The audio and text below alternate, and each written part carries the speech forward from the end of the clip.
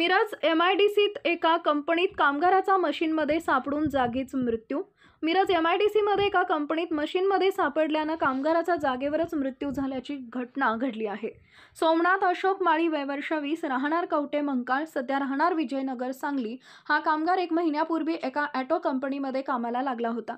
आज काम सुरू असताना मशीनमध्ये सापडून त्याचा दुर्दैवी अंत झालाय।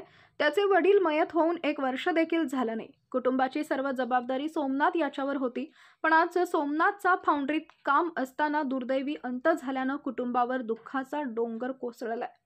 घटनास्थळी मिरज एमआयडीसी पोलीस धाव घेतले होते।